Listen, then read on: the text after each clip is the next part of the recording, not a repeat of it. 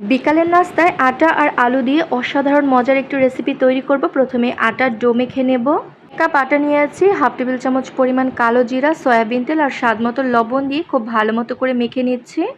অল্প অল্প করে নর্মাল পানি দিয়ে পরোটা বানানোর জন্য যেরকম ডো তৈরি করে থাকি সেরকম একটা ডো তৈরি করে নেব। উপর থেকে সামান্য পরিমাণ সয়াবিন তেল দিয়ে ঢাকনা দিয়ে ডোটা কিছুক্ষণ রেস্টে রেখে দেব। আর এখন পুর রেডি করে নিচ্ছি। সয়াবিন তেলের মধ্যে কাঁচামরিচ আর পেঁয়াজ ভেজে নেব। দিয়ে দিচ্ছি সামান্য পরিমাণ জিরা বাটা, রসুন বাটা আর আদা বাটা, লালমরিচের গুঁড়া ও হলুদের গুঁড়া, স্বাদ মতো লবণ দিয়ে ভালো মতো করে মশলা কষিয়ে নিলাম। এর মধ্যে দিয়ে দেব দারচিনি আর এলাচ, এতে কিন্তু খুব সুন্দর একটা সুঘ্রাণ আসবে। তারপর দিয়ে দিয়েছি কিউব করে কেটে রাখা আলু। আলুর পুরের স্বাদ বাড়াতে এখানে আমি দেশি মুরগির কলিজা ব্যবহার করছি।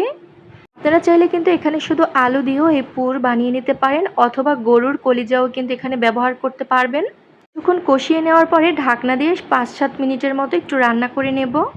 এখন ঢাকনা তুলে নেড়ে চেড়ে দিচ্ছি। তো আলু আর কলিজা সিদ্ধ হতে কিন্তু খুব বেশি সময় লাগে না, অল্প সময়ের মধ্যেই কিন্তু পুর রেডি হয়ে যাবে। আলু আর কলিজার পুর দেখেই তো বুঝতে পারছেন কি পরিমাণ মজাদার হয়েছে। যে কোনো নাস্তা বানালেই কিন্তু খুব ভালো লাগবে খেতে।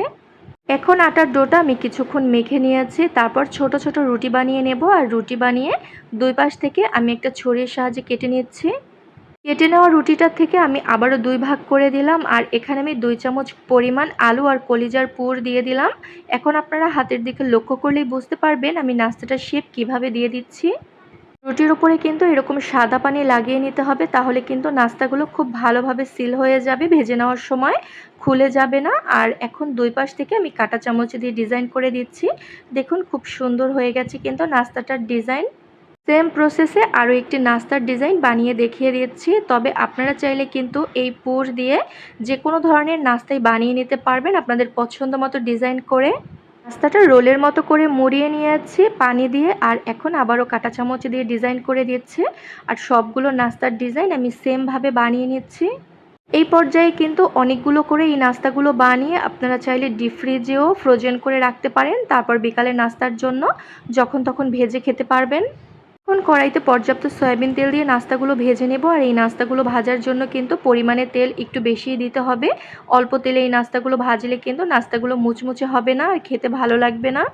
তাই চেষ্টা করবেন এই নাস্তাগুলো ভাজার সময় তেল একটু বেশি দেওয়ার জন্য। আর এই নাস্তাগুলো অবশ্যই লো আঁচে সময় নিয়ে ভেজে নিতে হবে।